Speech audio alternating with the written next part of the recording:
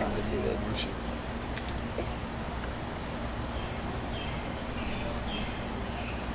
Oh, here we go.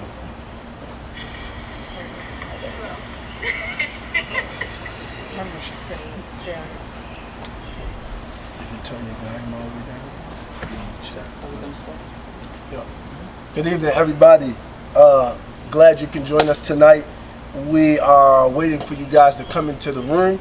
As you come into the room, do us a humongous favor and make sure you tell us where you're watching from.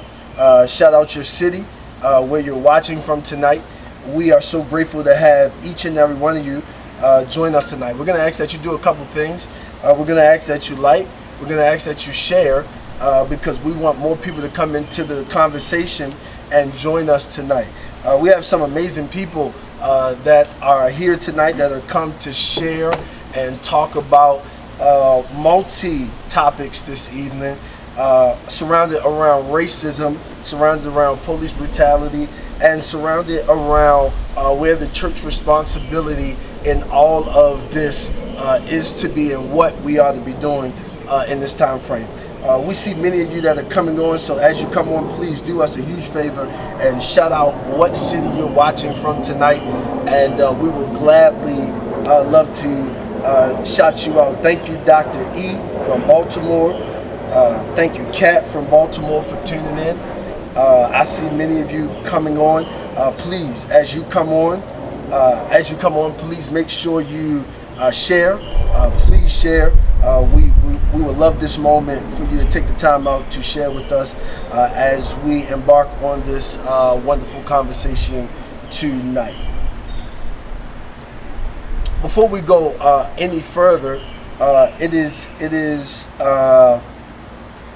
very custom of us tonight to introduce ourselves so that you know who's going to be talking to you.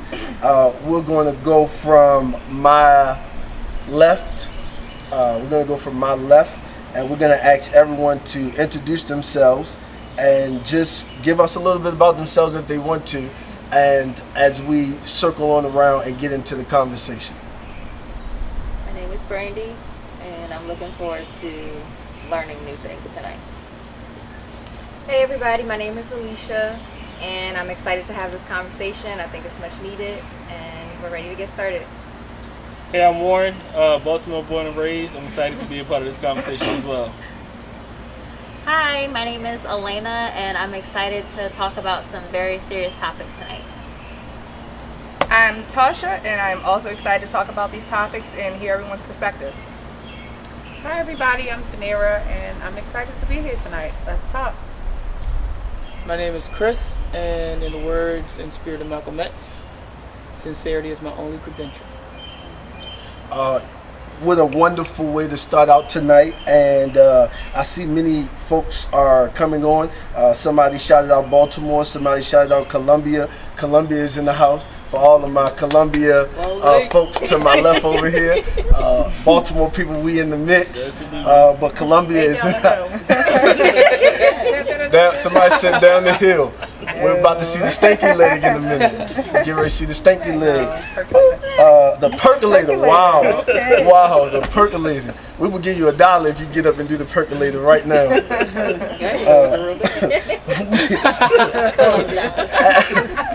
As you can see, we got Columbia and Baltimore here. This is going to be an interesting conversation tonight. Thank you guys for joining. Our very own pastors are shouting out CLM. They said they represent CLM. They're not crying out their cities tonight. What a wonderful shout out tonight. We see all of you coming on. We thank you so much for joining in with us tonight. And we see you guys sharing. We thank you for that. We see you guys shouting out where you're from. We want to leave this portion to you tonight. If you have a question tonight, we don't want to ignore our guests via Periscope, via Instagram, via Facebook Live, via YouTube. We want to make sure that we adhere and listen to what you guys have to say as well. So tonight, if you have a question, please don't be afraid. Don't be afraid to type that question into the comment box, and we will make sure that we get around to that question. As I look on here, I'm seeing so much of our CLM family tonight that is responding and saying that they're here with us.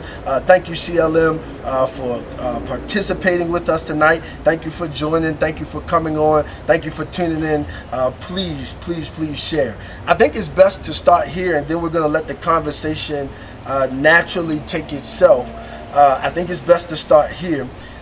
With everything that is transpiring, around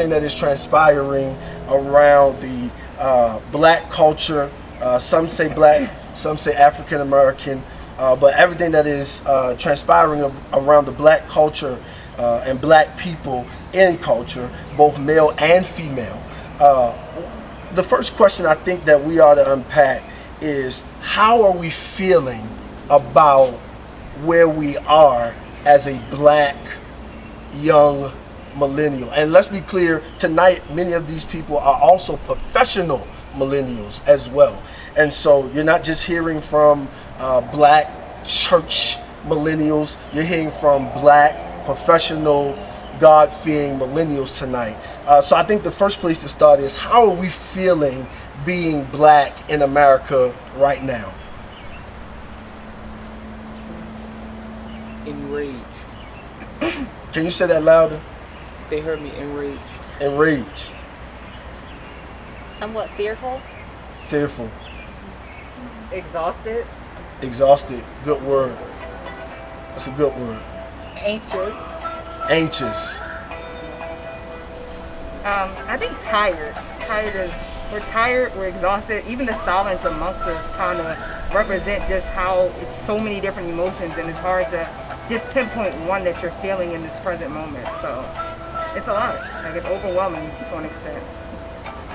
You said the word, you said anxious. No, she said anxious. That was good. But you said the word exhausted. Can you elaborate upon what that is to you? I would say exhausted because it's so, like, when you've been frustrated for so long and you've just been tired for so long of seeing the same things, of seeing black people killed, of seeing injustice, and it's just become a normal thing. It's exhausting. It's exhausting to always have to speak up to prove that your life matters. It's exhausting to always have to explain why you should have the same rights, why your life matters, why your family matters. It's exhausting that people don't understand you and that you're expected to prove a point and back everything up with facts and show evidence and it's always somebody else's word against yours, and you always have to be 10 steps ahead. I mean, I could go on forever, but the whole process is just exhausting mentally, emotionally, physically, taxing. So I think if I had to think of a word, it'd be over it. I'm just absolutely over it. I get tired of watching the videos. You can't even watch the videos without being extremely upset. Specifically being a black man in America, and being in situations having to navigate with individuals I'm over having to explain myself to people. To understand that even within our community, how we express ourselves can be taken as aggressive, right? I'm tired of having to censor myself or not be able to open and honestly express how I feel because of somebody else's perceived fear or somebody else's lack of understanding. And I'm over really having to explain to other people or teach other people or even hope that other people will ever understand. I'm just completely over it, to be honest. I wanna, cause you're saying a mouthful. When you talk about being over it, go further for me in your explanation. What makes you feel that I'm just over it, no more? Because I feel like I'm really over it, and I'm to the point where we just have to do something different, because this has been going on for so long, right? So although I'm only 28 years old, you have our entire history from slavery to Jim Crow all the way up to now through the 2020s and all of this time, it's like there's always been so many events happening, to the point where before social media, there were stories, right? There were stories from your grandparents maybe, or from your parents, who were saying, well, if you ever get into an interaction with a police officer, be respectful, do A, B, C, D. But it wasn't until social media came about where now it's to the point where we are consistently exposed to this trauma, right? Of seeing people killed in the street, of seeing these stories in these situations, because the news says one thing, right? But now that social media is around, we're able to really see it, one, in real time, create our own create our own narrative, but also get our own understanding from information that we see versus information that is coming from the news, essentially, which is kind of dumbing it down or changing the narrative and making it be like trying to position it a certain kind of way so that people can think a particular kind of way. That's really good. By the show of hands, let's ask this question. How many people ever experience a racist act from a white Caucasian American? By the show of hands. That's the first. We'll come back and address it. The second one is, how many have experienced wrongdoing from a police officer of the opposite race? Brandy, let's unpack the first question because your hands went up for both of them. What was the racist activity that you experienced in your life? And could you talk to them, tell them, let them hear it? Well, once my friends and I, we went to a bar. Tell the truth tonight. No, we went to a bar. No, it wasn't pre-Jesus. I love the Lord, but I was at a bar. And we were drinking, and one of our friends was in a pillow fight. And they were just hitting, pillow fight, feathers everywhere, and she won the pillow fight. And then after she won, we were all clapping, but the rest of the bar was like booing her, like telling us like we gotta go, we need to leave. And they were shouting USA. And they were shouting, Jesus. They were shouting USA. Oh, y'all USA. were together? Yeah, we were all together. Oh. USA, as if we aren't from the same USA that they're from.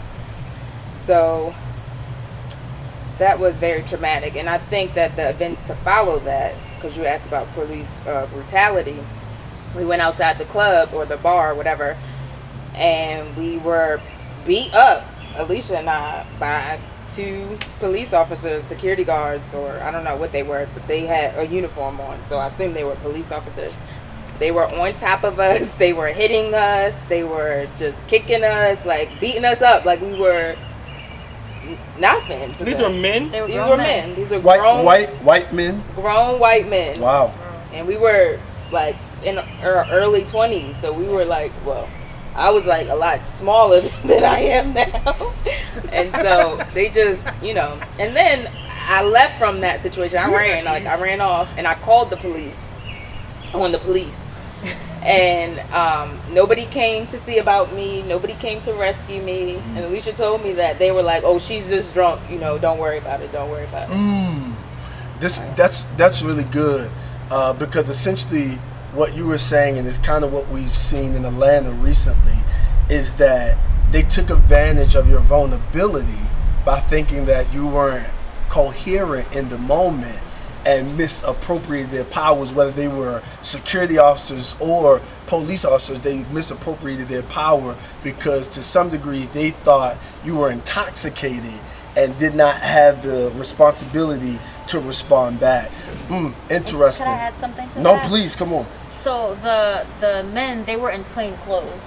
They were not in security t-shirts or anything that would identify them as like law enforcement or security for the club or anything. So they were in plain clothes. So nobody knew exactly what was going on. So some of our male friends who were there, they then jumped in and they almost ended up getting arrested, and it became a whole big thing because we weren't able.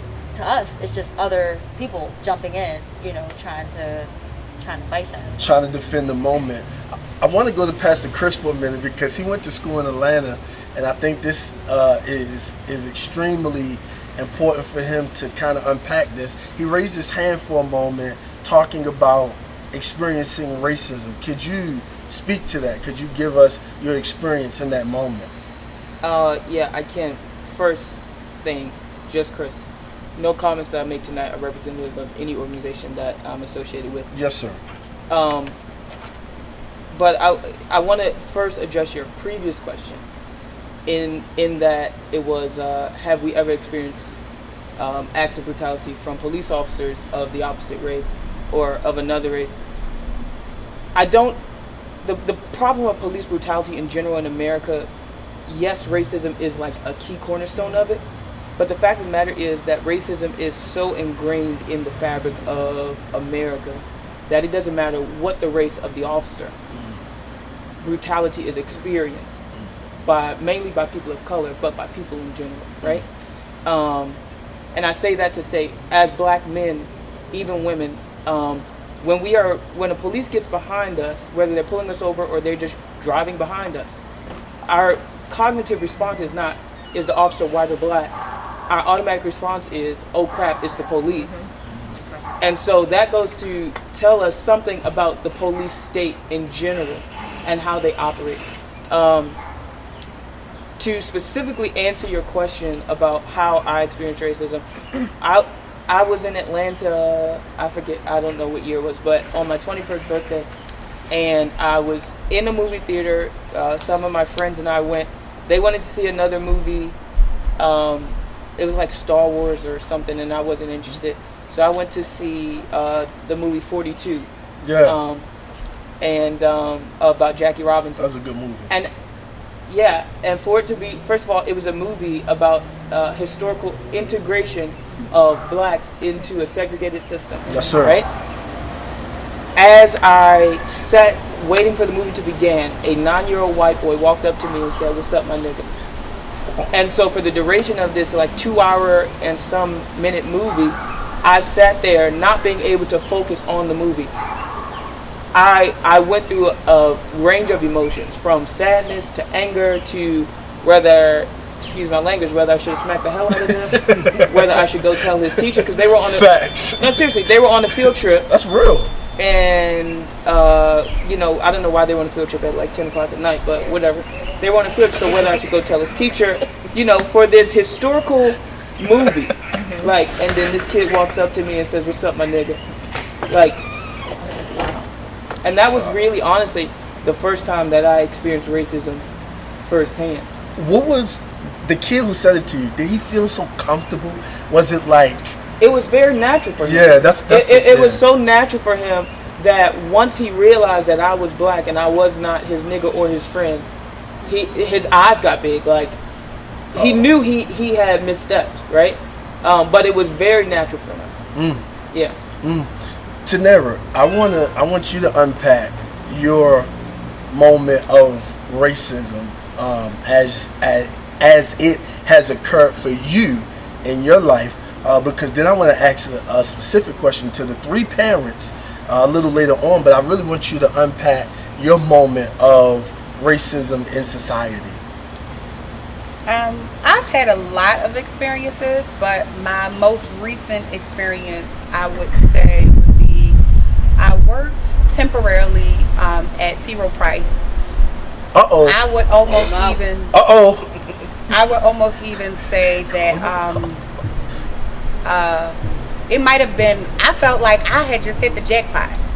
I went in with the impression that I would be this big event or facilities coordinator that hosted events, and I would then later on find out that my position was getting transferred directly to T. Rowe Price. So I was hired by a third party, a contractor, and with that experience from the contractor, I started feeling like, well, hold on, what is my job description? The one young lady that was there before me, she would go out and she would be hosting all of the events, and I'm like, well, how am I going to learn the job if she's always hosting the events? Was she of another ethnicity? She was a white girl. Okay, good. I want that to be clear. Yeah, she was a white girl. So on this day, my supervisor, which was also Caucasian, she said, "Oh, you'll have a leg up over anybody. Don't worry about it. You'll know it. you already have a leg up because you know the campus. You've been here a little bit longer than anybody that's coming in that's going to interview for this new position that's getting directly transferred to T. Rowe Price and not the third party contractor, which was JLL. So she then said to me, because I was trying to get understanding, she stopped me mid-conversation. Mind you, I'm just trying to gain clarity. She stopped me mid-conversation and she said, there's only room for one and she ain't going nowhere. She said the young lady's name. There's only room for one and she ain't going nowhere. And my human response was, what are you even talking about? Because whoever said she was going anywhere? At that moment, that was the day that I woke up at 30 years old and I realized that color matters. Wow. And that I was a black girl in corporate America. Wow. And she said, there's only room for one, because there was already a black girl that was working on our team. There's only room for one, and she's not going anywhere. And she called she by name. I won't say her name for, just confidential purposes. I want to stay right there for a minute because I don't want to put words in your mouth, but you said something so profound. You said you became woke at 30. Prior to 30, did you kind of have a different perspective of this word racism, or did you not experience it as much? Speak to that, because I don't want to put words in your mouth. Prior to 30, I was clearly aware because I grew up in Baltimore County and I was in Baltimore City. I'm well versed. I'm well versed, but I feel like I was just a happy-go-lucky kind of person. Like, oh, world peace, I love everybody. Oh my goodness, I love you. You bleed red, I bleed red. But on that day, I woke up as a black girl, and I understood that it's real. I feel like for so long it's been sugar-coated, or it's been tiptoed around, like you the unmentionables, the stuff that you don't talk about, or if you're in a class, or when people touch your hair, oh my gosh, how'd you get your hair like that? Or they make statements like, oh my gosh, she's so proper. What you get what I'm saying? I grew up in Baltimore County and Baltimore City, to where though when I started going to county schools, I got scripted. You don't say Doug, you say dog.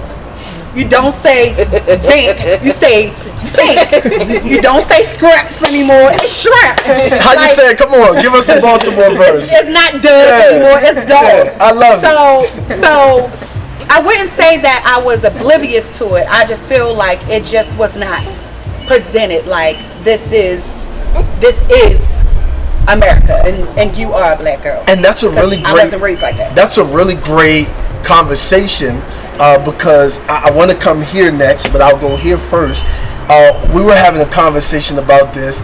I want you to expound upon the couch conversation that you had when you talked about your parents never introduced you to racism, right?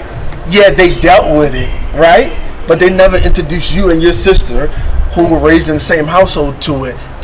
Give us understanding to what that was like, because you two kind of have the same story here, where it wasn't apparent to you until it happened to you. So talk to us from that perspective. If you could talk extremely loud so they can hear you.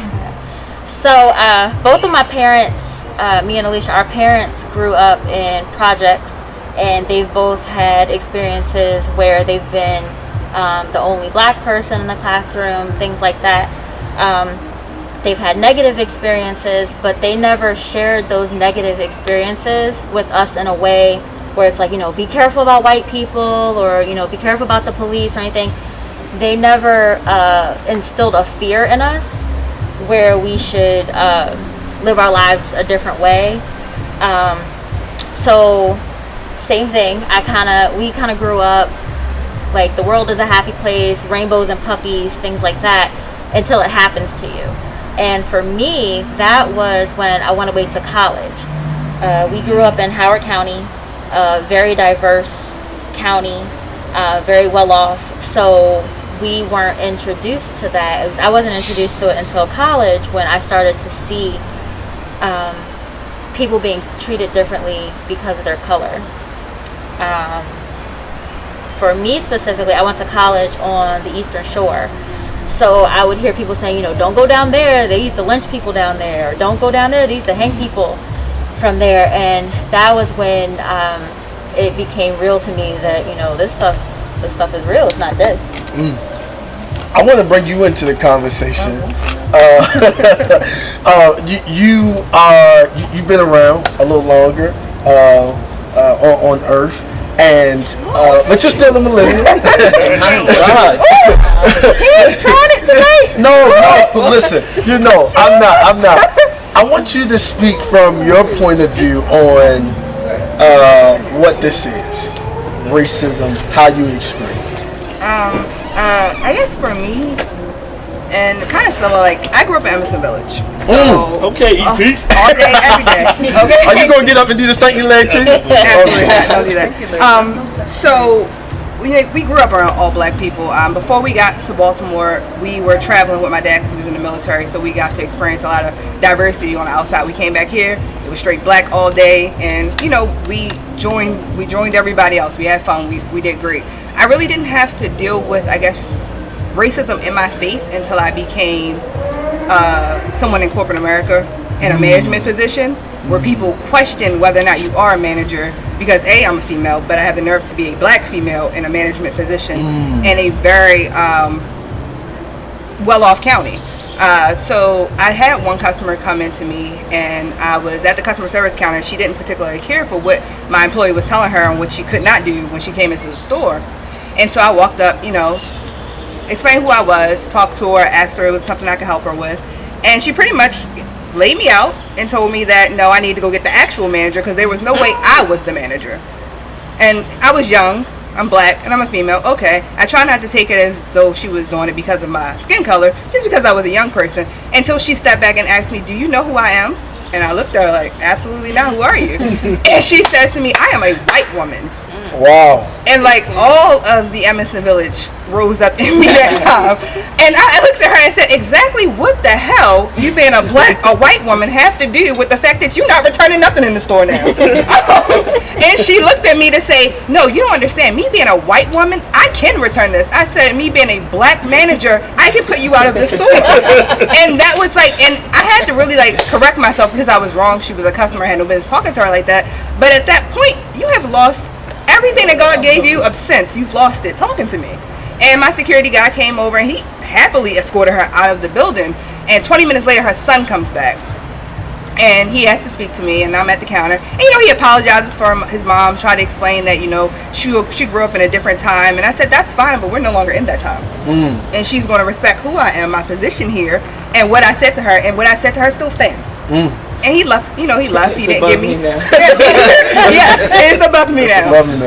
And he left, him and his mama, and went on about their business. But at that point, I was like, these people have really lost their mind. Like, you really thought it was okay to come in here and perform this way. Wow. Can I say something real quick? Yeah, before you say something, it is amazing listening to you two, and we're going to have a follow-up question because they said something so really great.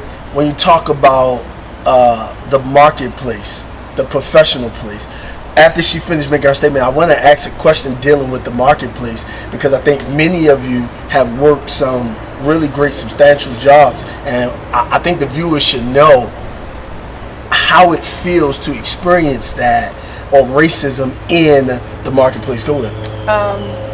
At the same T-Row price job, the same young lady that her and I, we were working together, she made it her business to let me know how she was not racist. And I don't see color at all. And then she then ventured on to, she told me a story, because people, they let their guards down and they get real comfortable. And she told me how she had a problem in her home, her apartment.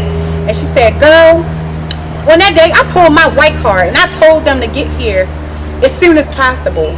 So in that moment when she told me that she pulled her white card, that immediately took me to a place of really recognizing and realizing that corporate America, no matter, I don't want to make a broad statement, but corporate America can be a very, very, very tricky place, because people they are waiting to pull their white card, and they will pretend, or they put on a facade as if they are on the same team as you.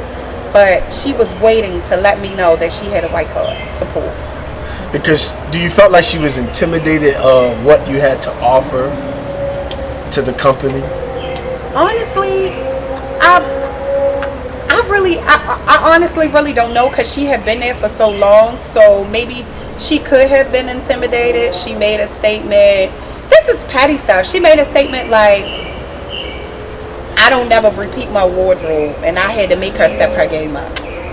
So I really don't know. And to me, I feel like if she'd been there longer, she would definitely have the upper hand. The supervisor said that she wasn't going anywhere, so I don't know what she would have been intimidated by. Let's unpack that for a minute. Many of you are working professionals. How has that been in your workplace? What have you had to dispel because people thought you're young and black, working in this field, you don't belong here? What have you had to kind of cast down for people having personal opinions about you being young, black, in this line of work? Anybody, talk to me from what that's like, what that feels like. I mean, Lenny, we can start with you. Alicia, we can start with you. You know, you're an RN, if I could throw that out there. How has it been? Right? I asked it. How has that been, being an African American woman in that line of work? So sometimes it's hard. That's people real. Automatically assume. So like you said, I'm a nurse. So people will look at you and assume that you're not the nurse, you're the tech. And I've had patients call me racial slurs with no problem. Look right at me, like, and you can tell that this is how they're used to operating, and they feel superior. Is it white folks and black folks that look at you like you're just the tech? Yes. Or is it just both? Wow, because that speaks to what he talks about earlier about racism not necessarily being just a color thing. It's a mindset thing. So black folks, it's an American thing. Black folks would really sit, watch you come into a room, and be like, "Oh, she a tech." I can literally say, wow, "I'm your nurse today." Wow. And they'll say, "You tech? Go get my nurse." Go get my nurse, please. And it's like it just doesn't click for them. Like, yes, I'm young, yes, I'm successful, yes, I'm black, and those things can coexist together. And I'll do greater too. So it can be hard to, people always assume things about you before you even get to even prove yourself, or even just like at work, there's been instances where we get past the part where they're like, "Oh, you're my nurse," like, and then it's almost like they look at you like, now you got to prove yourself, like, and then I do something well and they're like, "Oh wow, like you're really good, like how long you been a nurse, like why do I have to prove myself at this point?" Like, whether I'm a nurse for 6 months or I'm a nurse for 10 years, like, I'm your nurse. And so it can be hard to every day know that this is what you're walking into, and still stay professional, and still have a smile on your face, and not let it distract you from your work, and not let it, just like really get to you mentally. So wow. Well, I want to shift for a minute. A viewer asked a question, and anybody can jump in and answer. The viewer said, how or in what ways do you think Jesus, capital J, would handle the situations going on in today? let the Christian speak. Come on, Doc.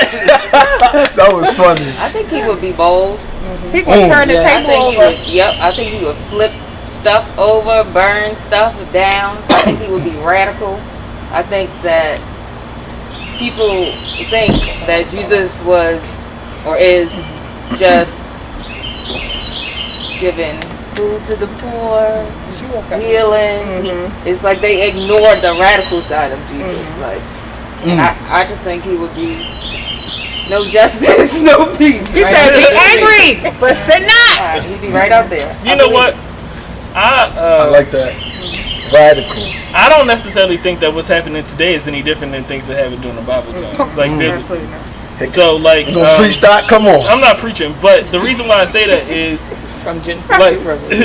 right, but like Jesus did like grassroots ministry back then. He was going wherever he needed to go. He was teaching, he was preaching, he was helping people in pretty much communities, right? Giving them miracles, giving them whatever they needed. So Jesus was solutions oriented. Like he was like, oh, this is what the issue is over here. All right, let me go over here, fix this issue. Yeah. And another thing that I think is important is that he didn't necessarily go to every place and do the same thing.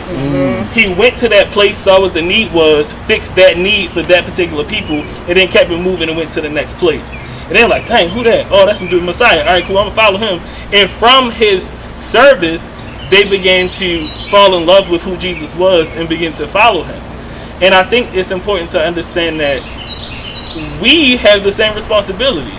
So I think even through this conversation, we have to understand that once this conversation is over, we got to really solve some problems and go into the community and figure out what the needs are for those specific communities. And then even anybody who's listening and watching who's like, what do I do? Well, the first thing is to see what's wrong in your particular community where you live at, right? See, okay, well, what can I solve here? Or if, let's say, because this is, I asked the previous conversation, I want to kind of talk about that a little bit. It's not necessarily racism, but it's also white supremacy. So the concept of white supremacy is that we think that white is better. White people think that white is better. It means to be supreme, right? And then black people sometimes think that white is better, which is why we move out of our neighborhoods where there are problems that need to be solved into neighborhoods that are typically white, and we just assume that they're better because they're white, rather than solving the problems in the place where we came from, right? So not everybody, but there are people who are black who push the narrative of white supremacy forward by putting ourselves in situations to say, oh, well, white is better. You can't be my nurse because you ain't white. And only white people, like, if it was a white nurse, they'd be like, oh, I'm in good hands. Just because she's a white. She could have, with COVID happening, they done hired people that ain't even finished school.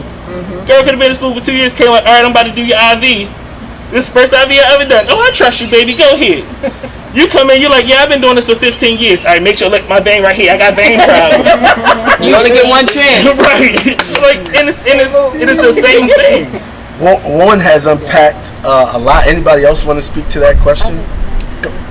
So I wanted to share an experience I had. My first job, I was 14 years old, and I was working with a white girl. I was training her, and after a few weeks of working with her, she was like, can I share something with you? And I was like, sure. So she said that her and her family had moved there recently, and before they moved there, her family told her, you know, we're moving here, there's going to be black people there, don't trust them, don't interact with them, like they're all bad. So she said after working with me for a few weeks, she changed her mind. Wow. And her parents had taught her, you know, black people are bad, you know, don't trust them, things like that.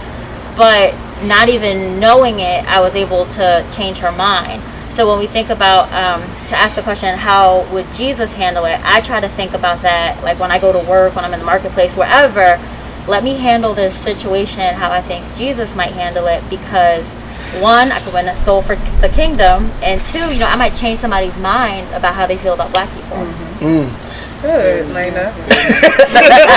Come on, Chris. Come on, man. Just come on. Just come on. I just, I got a lot of thoughts, man, but I think I was sharing this with one the other day, and I'll share with you. I really feel like this revelation came from Holy Spirit, but The Bible says, do you not know that your body is the temple of the Holy Spirit? And so when we see police brutality as one instance or vestige of racism in America, but not the only one, we have to ask the question, what did Jesus do, or what would Jesus do when the temple is under attack? And we see that in Scripture. I mean, Jesus gave the answer, right? When the temple was under attack, what did he do? He caused a riot. You know, we like to kind of deodorize it and say he flipped the tables. That's a nice way of saying it. No, he literally caused the riot in the temple, right? The temple internally was destroyed. Every merchant they couldn't sell anymore. He loosed the sheep, you know, the spotless lambs, he let them go. You know, all of this, the chickens that they were selling, all this religious paraphernalia that they were selling, he caused a riot. So that's something for us to consider. A lot of times people will say, you know, as Christians, our job is to forgive. That is true. I think that is a biblical kind of requirement that we have as followers of the way or believers in Jesus. But does Jesus value forgiveness more than he does justice? And then the question becomes, like, what does justice look like without forgiveness, and what does forgiveness look like without justice? And can they exist apart from one another, right?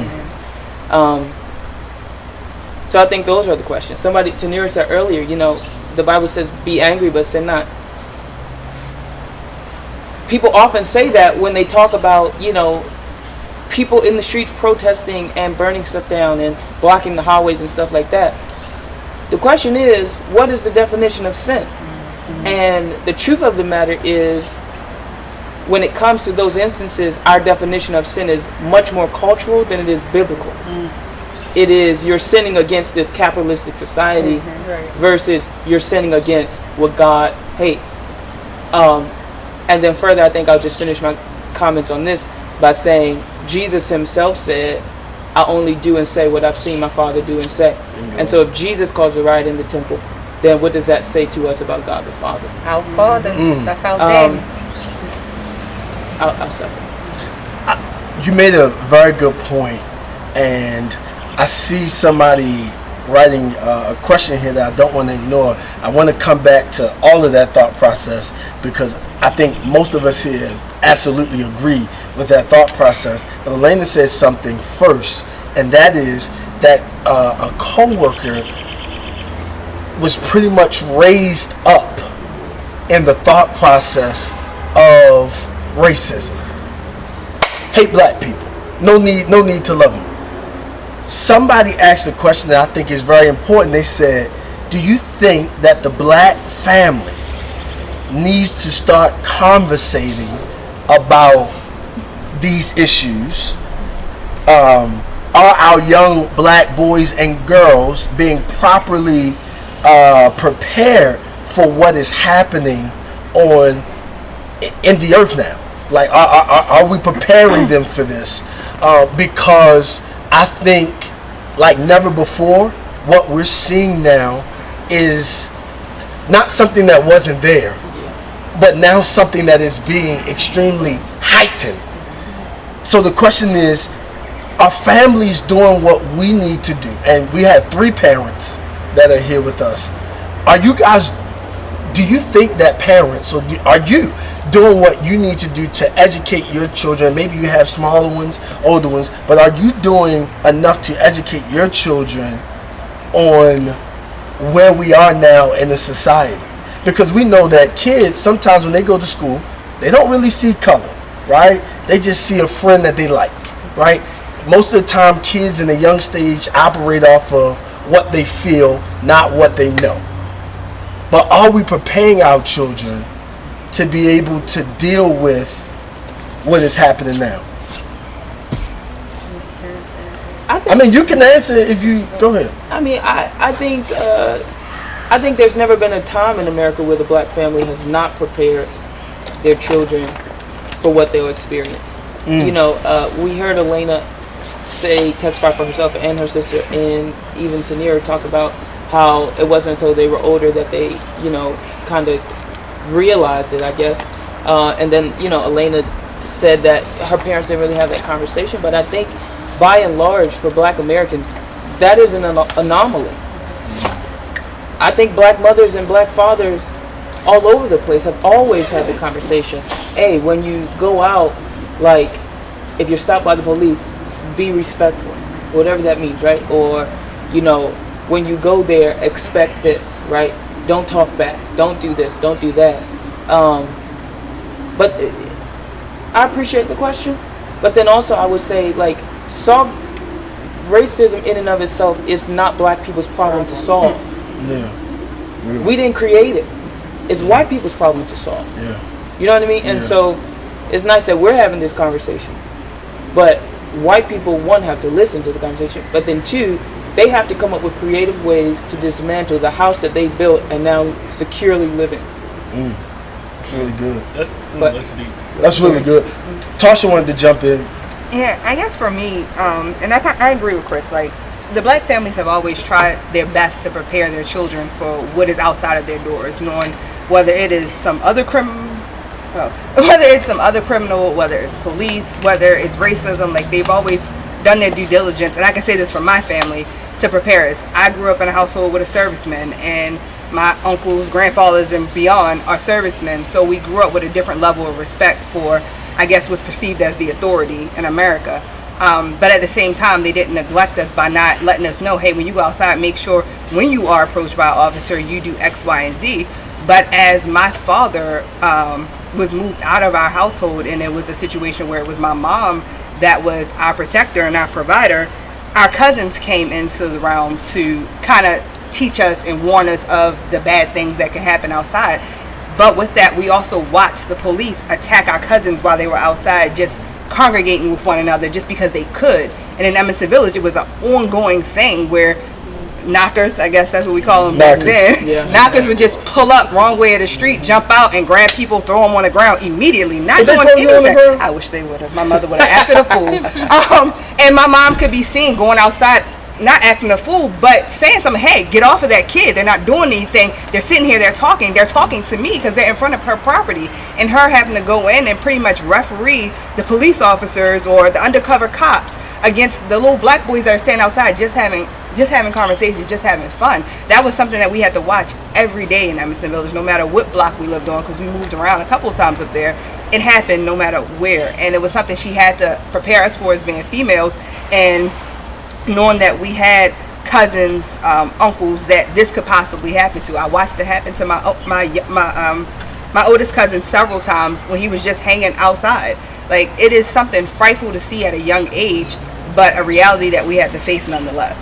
But I think it's important that we are cautious in the conversations we have with our children when we want to talk about racism, because we don't want to then build up the same thing that we're trying to stop them from interceding with. Like, I don't want to raise my kid to be fearful of what the white man can do to them, what the white person can stop them from becoming. So be careful with those conversations, because you don't want them to then look at white people and hate them, and they are actually running into people that are with them and fighting this fight with them. So be cautious in those conversations as well. Warren? Yeah, so being a Black man with a Black kid, obviously, right? So my son with another Black, like raising another Black male, I often think about having those conversations, but when I reflect onto growth, like from my childhood, it's really about teaching general values and principles, right? If you teach your child to be respectful, you're not like, oh, be respectful of Black people only, or be respectful of white people. You teach them to be respectful. You teach them the principles of, like, in a lot of households, as you know, if somebody hit you, tell the teacher. But I'm like, look, when somebody hit you, tell the teacher. They hit you again, hit them back. Take care of it. You know, but and it's those general principles that if you just teach them as a person to navigate life, then it's a little bit easier when they experience things, no matter who they're experiencing it from, right? I'm not saying that we teach our kids not to see color, because my son goes to school in New York. His school is super diverse. He might be like two like Black, like it's not a lot of Black kids in his class, maybe 2 or 3 of them, right? So he goes to school with a lot of people who are of different ethnicities, but he's 6 years old. So the way they interact with each other isn't necessarily a way right now where it's can be identified as racism to him, But there are situations where a kid, he got in trouble one time because another little boy didn't want to play with him, like didn't want to share. So Winston beat the boy up. And in hindsight, it could have been like, oh, well, that's a black kid. Maybe in his household, he's being taught, stay away from the little black kids, they're bad. Right? But Winston's like, I was trying to be nice to you, you being mean to me, so I'm going to beat you up, which also is not right. So then I had to teach him and tell him, look, that's not what you do. If they don't want to play with you, go play with somebody else. You can't make people be who you want them to be.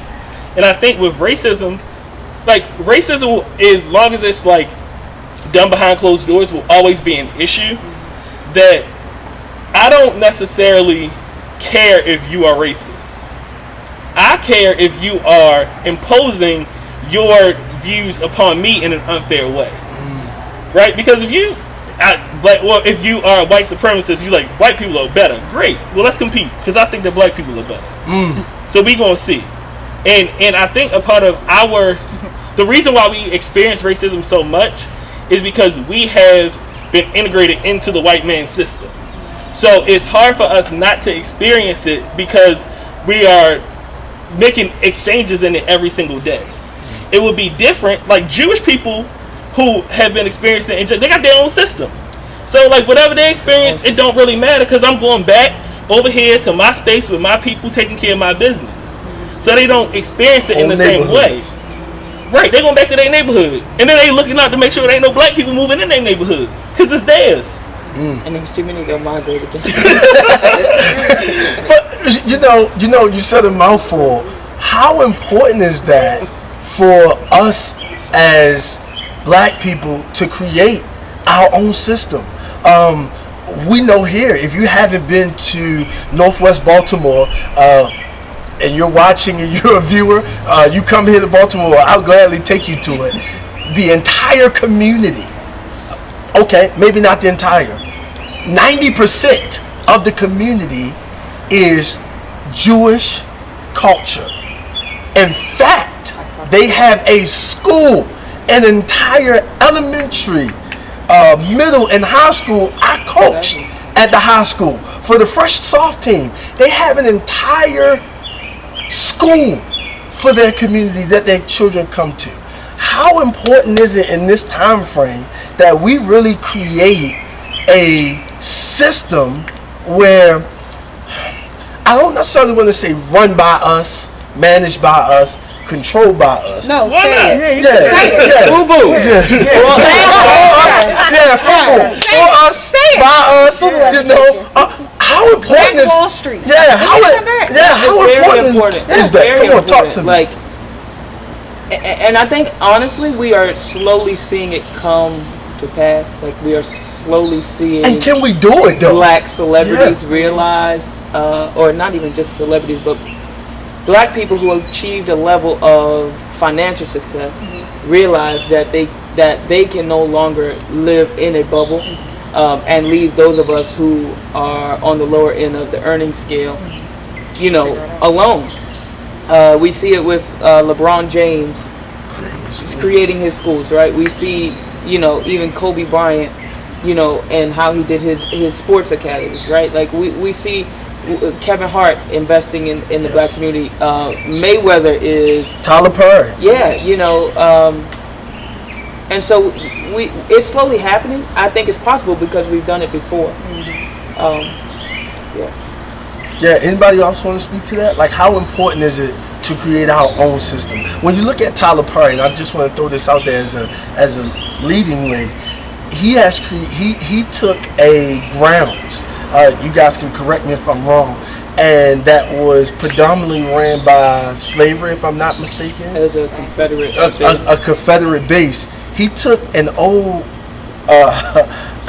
area that was used to hinder African American people, black people, and now he has turned it into such a remarkable space for African American actors to come and participate and to start their careers. How important is this? Like, could we do this? Could all of us put enough money together to start a small system, a school or something that would allow us as African American people, black people, to partake and to get better? Like, can we do this? Is this possible? Come on. I feel like I feel like change will start once we have our own. We need our own school system. I believe our black babies, they need to be taught by black teachers that understand them. And I'm not taking anything away from our Caucasian brothers and sisters, but I just believe that there is a level of education that, or just culture that we have, that our children, they need to be around. And I also believe that we should have our own everything.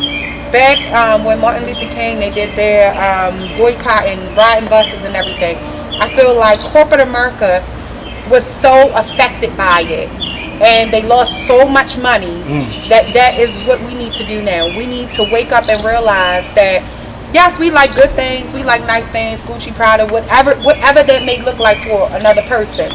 We like these things, but I feel like when we put our foot down and we start to boycott those restaurants, the Taco Bells and the Wendy's, and even, Walmart, and I like Walmart, my bad, and Amazon. Once we put our foot down and we get together as a community, and we, for us, by us, we have our own hair salons, we have our own nail salons, we have our own grocery stores. This is what Black Wall Street was. They had movie theaters. They even had a hospital. They had their own bank. I believe it's in a Jewish system. This was a while ago when I heard it, but I know that their money circles their community about 8 times before it even hits, general population. So I feel like if they can do it, we can do it. We need to have our own. So I just want to chime in real quick. So I don't know if I feel like we need our own everything, because I feel like that's walking a thin line where you have to be careful where you're going back to segregation. I don't know if I feel like we need our own everything, but I do feel like the systems that exist, we need to make sure that they are sufficient or accepting of Black people. For instance, like we said, schools, teaching the right stuff, teaching we talk about Columbus Day, we celebrate Columbus Day, things like that, just making sure we teach the right information, that we're teaching accurate information, just make sure that the systems that are available right now, that Black people are able to benefit from those things.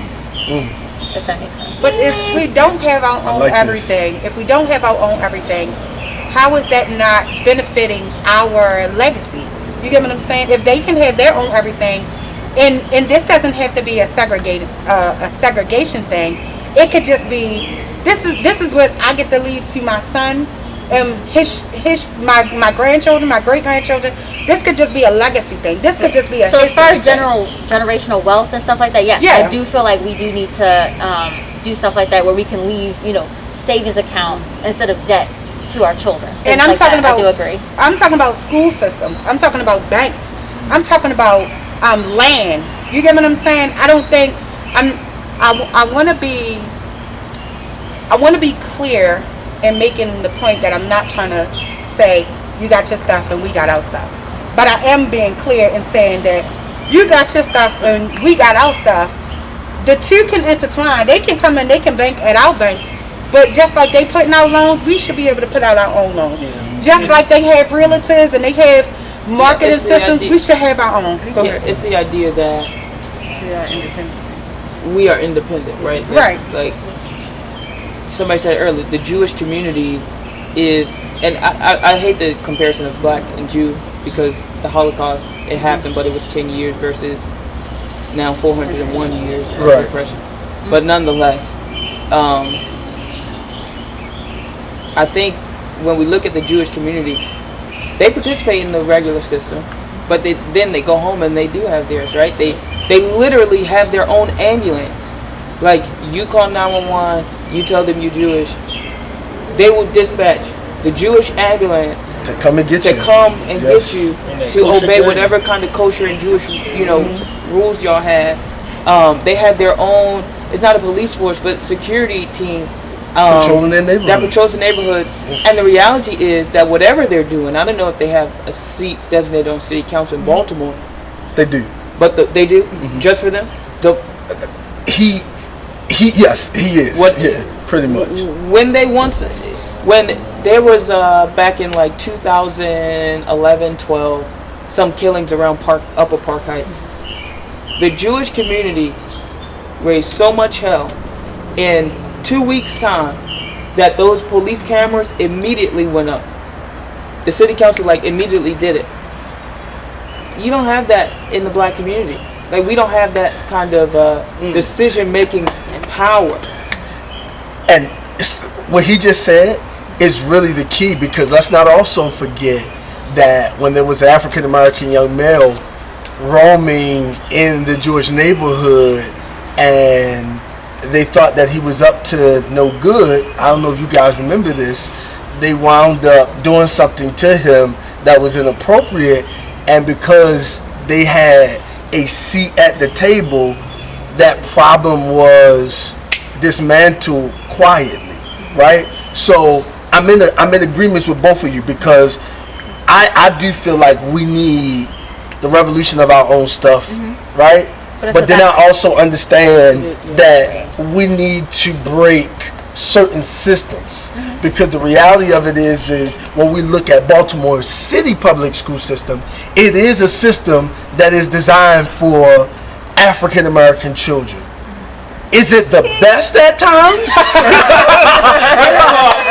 Listen, that is a formal fallacy. That is not true. Listen, because the majority of children in the Baltimore City public school system is African American. Today, but not when it was created. Yeah, not when it was created. However, we could argue the systems. But I'm in agreements that we do need our own, because it gives us some kind of staple in society that other ethnicities have, right? When you talk about the black community, we should have black people with carry-out restaurants. I'm not trying to be funny. Not Asian and Chinese people with cooking our fried chicken with no seasoning, only, in our community. Which kind of brings me to this, because I wanna make sure I speed this up, right? Which kind of brings me to this question: do you think America owes us reparations? Yes. And will they ever give us reparations? Oh, I want to go first on this one. All right, so I definitely think that we are owed reparations. I think that, first of all, white people should not be concerned about reparations if they feel like black people are, like, so a lot of the reason around is like, oh, black people are irresponsible, why are we going to give them money? They wouldn't, because the money going to end up back in the white community anyway. So reparations for black people with that theory would be reparations for white people. So it wouldn't even matter. White blessing. Right. So, but I think reparations is possible, and these stimulus checks prove it. Being able to pass laws. I thank God for mine. Just throw that out there. Being able to send out a check, and then if we look at Canada, in a week, and in Canada they're sending out checks every month. So it's possible. So it's not like it's impossible to do. We don't need to get our $14 trillion all at one time. Now you can split it up and have it over 30 years or whatever, so that money is coming in. But is that 14 trillion per person or per the entire African American culture? It's everybody, but I think it still breaks the up to latest like estimate was like 340,000 340,000 per family. Per family. Of four. Probably, yes. Okay. Now, so like yes, I totally agree with one. Black people are owed reparations. I'm opposed to the prison system in the United States and how it's run. It's a capitalistic thing too. But when you look at that, in most jurisdictions, when the person is released from prison, let me take it here. The 13th Amendment is supposed to be the amendment that abolished slavery, but if you read it, all of you have read it, it says slavery is abolished within the borders of America, except for when you've committed a crime. Yep. So people who are sentenced and in prison are technically slaves in America, by definition of the Constitution. In saying that, when people in prison are released from prison in most jurisdictions, if they have $0 in their commissary, the county or state, because prison is state, right? The state will give them a portion of money to go. It's usually not, inconsequential, $25. Like, get a bus ticket. Yeah. If that isn't reparations, then what is? You know what I mean? So if we're doing it on that micro scale, then we probably are able to do it on a larger scale. But like Warren said, at the end of the day, reparations to black people in America is reparations to white people as long as we don't have our own system. I have a question. Why do y'all feel that black people don't support the black businesses that are already in place? Yeah. Man, I guess I'll Hold on, before you even go off about it, that was kind of the point I was going to make. Like, it's not even about us having our own, because we do have our own to an extent. We don't support it. Like, when you talk about those other ethnicities, they are united. They support each other. You can't hear me? Okay. So when you talk about those other ethnicities, they are united. They support each other. They show up for each other. And I mean, a lot of people might be upset with this, but at the end of the day, like, we do a very good job of dividing ourselves, not supporting ourselves. Oh, your customer service is also awful. You're too expensive, but you will go spend how much money on a trinket at Gucci? But you won't pay the money for this young lady who is selling t-shirts, making her own clothing, selling hair products. Like, we won't do that, but we're going to complain. Like, that just doesn't make sense. And I think it's a mind shift that we need to have on how we approach the situation. So even if we get our reparations and we get our $304,000 towards each family, are we going to take that money and then invest it in ourselves and not invest it back into a system that we're complaining about? So we can't continue. And I was just having this conversation with Tanera on the way over here. We can't continue to allow a system that we're saying is oppressing us to continue to write our narrative and then complain about it. Like, we have to do something different. There has to be a mental shift. There has to be a shift in the way we move. And we can't continue to count on them to move for us. So what do we do differently? I think, to piggyback off of you, great question, Brandy. To piggyback off of you, I think that everything is a mentality. When you view Tanera's t-shirts the same way you would view the same way that you would view Fendi, then your mindset begins to shift and you say, I don't mind giving her the $35 because, one, it's quality, two, she puts in her time and effort, and three, her customer service is good. Here is the problem I think that majority of African American black people have had with dealing with our own to some level. It is the customer service of the product. And the customer service of the product or customer service of the person delivering the product? Because it ain't the product. The person. I mean, which represents the product, right? Because essentially, if I come into, and I hate to use them, but if I come into Chick-fil-A, they go and try to refill my cup 25 times before I leave. I'm just being honest. I go to McDonald's and they like, which is also a white company. Which is also a white company. But you have a lot of African American people that work there, right? If I go into McDonald's and I'm like, yo, can I get some extra sauce? I mean, they upset, right? I think that when you talk about quality of black merchandise and product, the quality is there. It's the level of customer service that has run some of our own away from our own. I think that is an extreme generalization. I mean, to some level, but that is the primary excuse that is given. Yeah, it is true for some. True for me. But there's also a systems issue.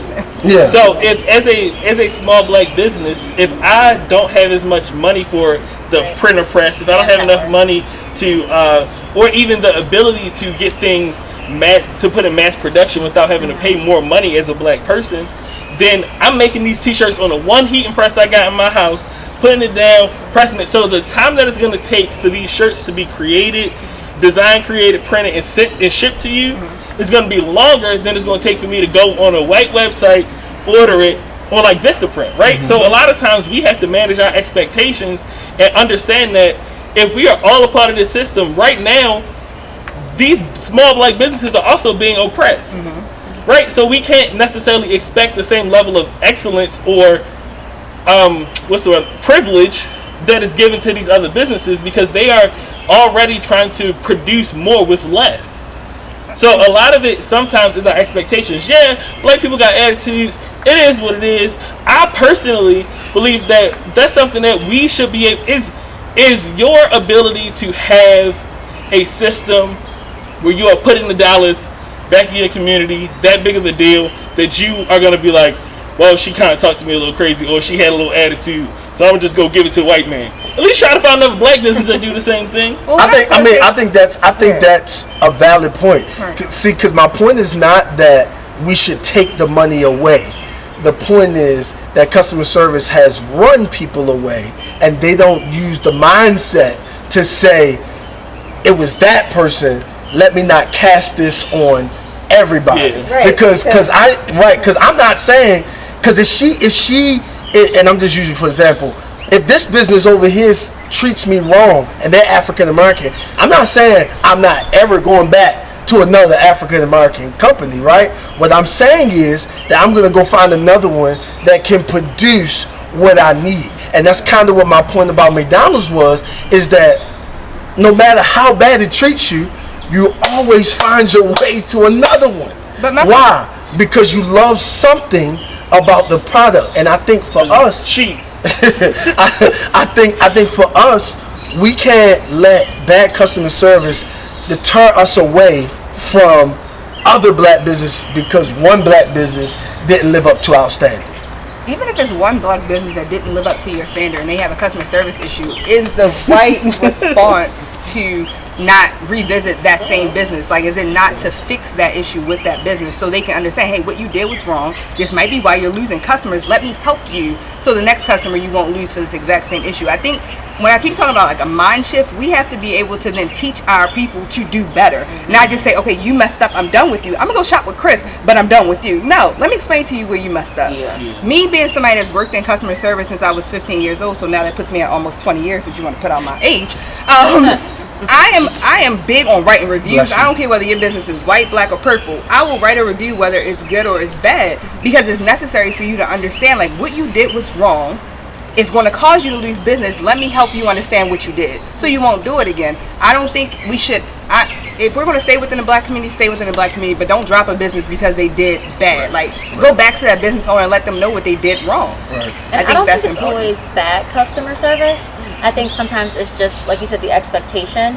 You know, if I go on Amazon, I got a Prime account. I could order something tonight, and they're like, you want it tomorrow? I'm like, yeah, I want it tomorrow. That's exciting. It's convenience. It works well with our lifestyle.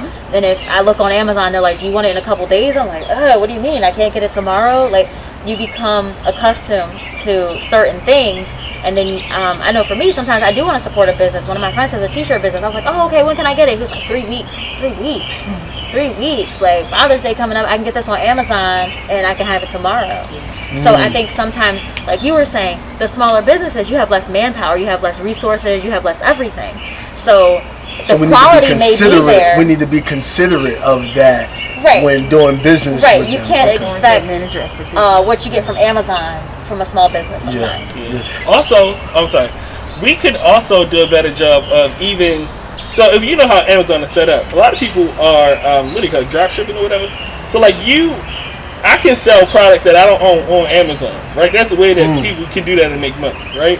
I think we can do a better job of knowing what's out there, because you can buy, there might be 5 products of the same thing all listed, and there might be a difference of like some cent or something, right? Those generally are sold by a person who is going to then get some sort of percentage if you purchase the one that they have listed or whatever. There are black people doing that. I would even be willing to utilize Amazon through a black person who's, you know, posting these products so that they can, it's still putting $1 or something in their pocket, right? And I'm saying that to say that, are any of y'all a part of the Blackout Coalition group on Facebook? Yeah. All of y'all? No. I am. Okay, so the Blackout Coalition group on Facebook is like 1.6 million people in the group right now. Come on, plug them. It was started by a man whose name I can't remember at the moment, But he's building this is where the first Blackout Day came from, right? Which is going to be on July the 7th. Tuesday, July 7th, I think that's the date. Where we're not supporting any other businesses but black businesses if you have to buy anything at all, right? And that's going to be the first step towards the movement. But with that, they're creating an app, they're creating an entire system that we're all pretty much what we're talking about now. How do we support these black businesses? How do we find black businesses that are part of excellence? In these groups, they have businesses that are promoting their businesses. Then if you have a business, you can promote your business. There's pretty much a network that's happening right now through this the Blackout Coalition group on Facebook, right? I think that's important. I don't know what time it is, but I know we should talk about some more stuff, and we should also talk about tomorrow, right? Yeah, and so the significance of tomorrow. So that was kind of what we were getting ready to move into, because we're 15 minutes out from kind of the choo-choo train ending, right? Let's talk about that really quickly. What does Juneteenth mean to you? What does it mean to you personally? Are you affected by it? What you think about it? Anybody can start us off. I'll go first. All right. So for me, so my wife and I, we also don't celebrate like Valentine's Day, right? So February 13th. Now notice you by yourself, Chris. None of the women clap. None of the women. Huh? Did you clap? Yes, But Valentine's Day? no. You see, Alicia was like, "Keep me out of there." February 13th is Black Love Day, right? And I think a lot of times when we look at our history, a lot of this stuff is like controversial, right? You look at it, you like, this person might have been a pedophile. This person might have did some stuff. It's all crazy.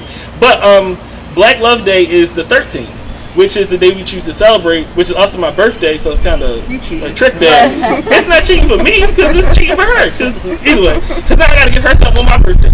So it's really a bad situation for me. But either way, Black Love Day, and then we don't celebrate the 4th of July, because we were not free on Independence Day. It was not independence for us. Right. Like, Juneteenth is our celebration, but this goes back to why we need to have our own stuff. Because, like, we don't get out of school. Well, I mean, usually school is out. So, like, I mean, by default, we can celebrate Juneteenth because you're kind of out of school. But, like, we don't get out for, like, Marcus Garvey Day or, like, Louis Farrakhan Day. Or, like, they're not these black days that are, like, things that are significant to black people on the school calendar, right? One of the viewers said Valentine's Day is a very good day. Research it. So I think it's important to really realize that because we don't have our own system, the way that we acknowledge our history, and like my sister was upset because when she did her DNA ancestry test, she could only trace stuff back to slave records. Right? Our family didn't start as slavery. It wasn't like everybody was born into slavery, out of the ground into slavery. It wasn't like that. Tell me you was born from Jesus. So because of that, it's like if we don't have our own system, it's really hard to establish our history. If it's not really, it might be passed down through like oral tradition, or somebody's great grandmother might have said something, and then we gotta rely on the white man system, the internet, to tell us our history, which who knows what's true and what's not.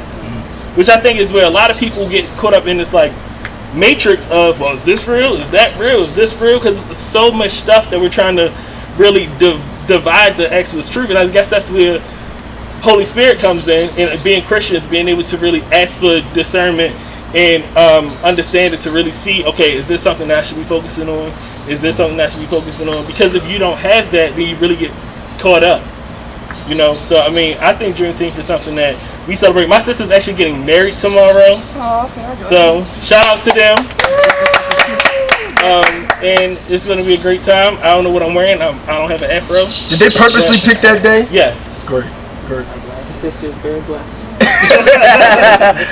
Anybody else want to respond to what Juneteenth means to them?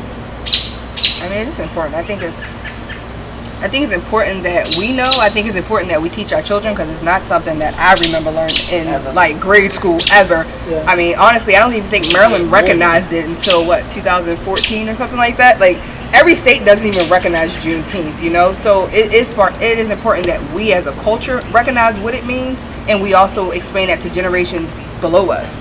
Like, and we keep those conversations going, and we don't let like this conversation be the only conversation that's happening. Like, make sure these conversations are constant in our households because they're necessary, especially for our children, because they are impressionable. This is always in one of their hands, so they're always looking at stuff and they're being fed things on a constant basis. And sometimes, like, you're walking away from your kid, you know what they're being fed. So it's important that you're monitoring that, but also having these conversations with them about actual things that matter for them and their growth. Anybody else?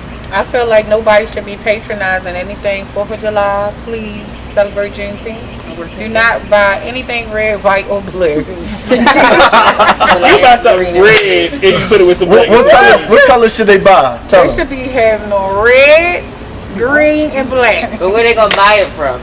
The store. I ain't just saying. It's gonna be the same thing. Black-owned business. Now, before we get out of here, I think that it's imperative that we at least offer some level of solutions to what we have talked about tonight. Really quickly, what are some solutions that not only we can do, but even our counterparts, the white America, can do to help with the issues of racism? What are some solutions that you possibly have for police departments across America to start reform? What are some solutions that you have to offer in this moment? Anybody? Our number one would say educate. Get as much information as you possibly can. Educate your children. Have these conversations.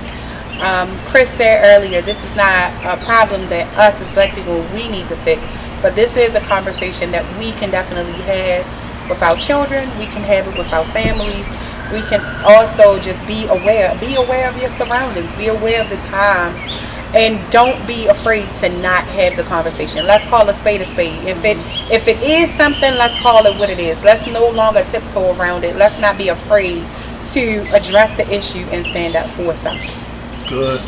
I was going to say continue to engage people from different backgrounds, even us as black people, because I think if you don't know about something, it can become, you can become afraid of it. And just because you don't know about it. And so I think as we learn about each other, different cultures, different neighborhoods, cities, states, all that, different cultures become less fearful. Alright, I got a whole bunch of solutions. I think we should really get behind the movement to defund police and push community policing. I think if you black and you a teenager and you don't know what to do, perhaps you can be a police officer.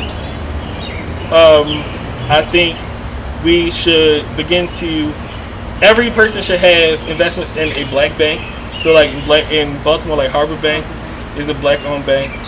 I think we need to also, I can't think of it, that one escapes me. Oh, you want to also invest in a political action committee. They're called PACs, like super PACs. Those are the things that push politics. So the reason why the NRA and all these people have lobbyists is because they have all this money. But the way they have the money is they're investing in PACs, which then they're doing $20 a month, right? So like the Baltimore Teachers Union, those types of unions and PACs are what actually push politics. That's what they're giving millions of dollars to politicians to get done what they need to get done. So I'm sure the Jewish people have one, which is why those cameras got pulled up immediately wherever they are, right? So that, and y'all need to join the Blackout Coalition group on Facebook, because a lot of the stuff that's happening, it's a way to stay informed, it's a way to get information, so there are videos in there, there are different groups, and it's a way to stay connected with other black people on a national level, even outside of wherever you live at. Yeah. Anybody else with any more solutions? I got a lot of solutions, man. Come on, give us some. Number one, defund the police. / abolish the police. And I don't know that we could quote unquote police ourselves, but what I do know is that the current iteration of policing has to end. There's Camden City, New Jersey. They actually abolished their police department and built an entire new police department. off of a whole new paradigm. Like, this is a present day thing. They recently did it, and their crime rate went down. So not just like police brutality went away, but like regular citizens committing crimes went down, because now you had the police building relationship with the community. I think we need to black people need to get behind our kids going to school. No black child should have to stop school. First of all, black people need to send their kids to HBCUs. But two, no black child should have to stop. HBCUs owned by black people, because apparently they're owned by white people too. Yeah. But no black child should have to stop school no matter where they go. I'm talking about college, not private school. But college, no matter where they go, because they can't afford it. If the need is $5,000, and you have a community of 50 people around you, everybody give, what's that? $100. Everybody give $100, and the need is met. You know what I mean? So when we talk about building our own system, that's what I think about. Cooperative economics, like us literally putting our money together to accomplish a singular goal. I think also black people have to stop asking for permission to enter the house. We have to stop trying to be acceptable to white people by being respectful. Yes, we need to teach our children to say yes ma'am, no ma'am, yes sir, no sir, open the door, young men open doors for women, things like that. But at the end of the day, what we learned from history in 1968 and just last week is that respectability does not work. Martin Luther King was assassinated with a suit on, with a PhD, with a wife and 4 or 5 children. He couldn't have been more respectable. He couldn't have been. He achieved the highest level of education possible. Rayshard Brooks, I sat up the other night and watched the entire hour and 45-minute body cam footage of his shooting. The entire time he said to the officer, yes sir, no sir, I live down the street, sir, yes. I have kids at home, can I just go home, sir? And he still was killed. It doesn't work. So at a certain point we have to accept where we are, and then I think because this is a kind of church/Christian conversation, as Christians, particularly as black Christians, we have to stop being colonized and co-opted by white people's version of Jesus. One of my professors said it the other day. He said, black people, you need to find a God that looks like you. And if the God you worship does not look like you, you better find another one. Reality is, Jesus was a poor colored boy from Palestine. He didn't look like the iterations we see on the magazine, with the long flowy hair and the blue eyes and the perfect, plastic surgeon crafted nose. He didn't look like that. The Bible tells us he didn't look like that, right? He had a tattoo on his thigh. He had hair like wool. So black Christians have to have honest conversations. God is a God of forgiveness, but in that forgiveness, righteousness is still a requirement, and righteousness requires truth. You can't be righteous or sanctified or sanitized apart from telling the truth of how dirty you actually are. And so when it comes to addressing white Americans and racism, we got to be honest. Call these white pastors out who have built their entire ministries on the backs of accepting offerings from black people, and now they want to say slavery is a white blessing. America is the best thing that ever happened to black people. Like, just silly stuff, right? I think we've had a wonderful conversation tonight, and we could really go on a little longer because there's so much to talk about, and we promise to bring you a part 2 to this because everybody tonight has some amazing stuff to bring to the table. I think it's best for us to end on a positive note. So this is what we're going to do to end on a positive note. I'm going to throw out one word, and I want you to give me the best one word that you can to describe that word. Okay? So, glory. Jesus. That's not the word, John. That's not the word. I'm going to throw out this word, and then I want you to give me one word back. Okay? So we'll start here. Community. One word to describe that. Black. I love it. Support. Support. Love. Love. Togetherness. Togetherness. Unity. Unity. Peace. Peace. Covenant. Covenant. Okay. Next word. People.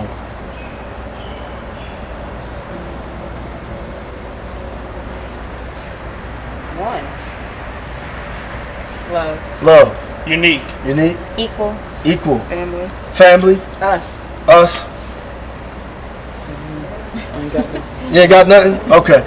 Listen, tonight, guys, we want to thank our pastors for allowing us to have this moment in time.